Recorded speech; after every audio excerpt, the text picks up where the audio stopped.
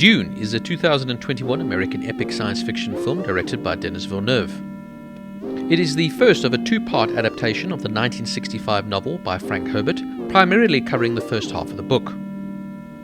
Set in the far future, it follows Paul Atreides as his family, the noble House Atreides, are thrust into a war for the deadly and inhospitable desert planet, Arrakis.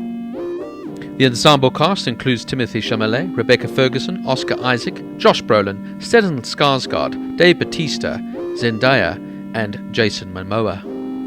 The film is the third adaptation of Dune, following David Lynch's 1984 film, which was critically panned and a commercial failure.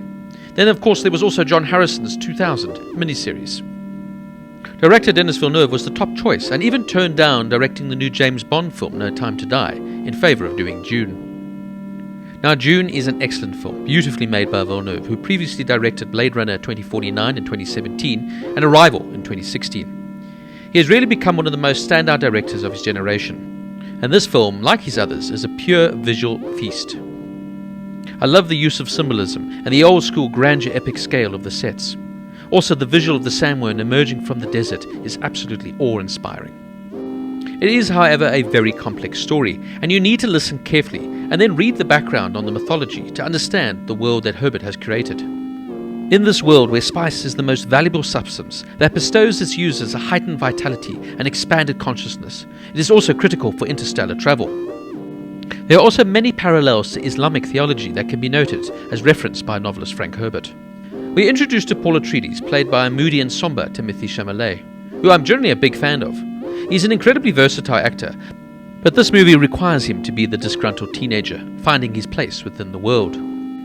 His father, Duke Leto, is played by Oscar Isaac, who at this point can pretty much do any role required of him. His mother, Lady Jessica, is played by Rebecca Ferguson, who I've always been a big fan of. She is an acolyte of the Bene Gesserit, an exclusive sisterhood whose members possess advanced physical and mental abilities. In the movie, she is teaching her son the power known as the Voice, which allows its user to control others' minds telepathically. Josh Brolin plays the hardcore weapons master Gurney, a bit of a step down from him playing the all-conquering Thanos in the Marvel Universe. The main antagonist, though, is Baron Vladimir Harkonnen, played by the always mumbling Stellan Skarsgård. He doesn't have much to do in this film, and we have a lot of cameos from the likes of Bautista, Javier Bardem, with Jason Momoa playing a smaller role as a sword master and mentor to Paul. Zendaya literally appears in Paul's visions, and her role is very minimal in this movie. For me, the acting is solid, but it's more the visuals that will take your breath away. Now, this most definitely is the first part of the series, so you will leave the movie asking a lot of questions, wondering where it's all going. I do think they needed to emphasize this probably more in the trailers beforehand, as it really feels like only one half of a movie. Most of the characters aren't fully fleshed out, and we'll have to wait and see where the story goes. I did feel it dragged at a bit at times, and it has a very long running length, and if you don't invest fully into the full story and the characters, you will feel completely lost, wondering who that is and why did that just happen. I almost feel part 2 needs to come out before we can fully judge this movie series. All in all, though, Dune is a well-made, fantastic film with phenomenal visuals. For me, the star of the show is Denis Villeneuve's direction, and I look most forward to part 2. Dune gets a 7 out of 10.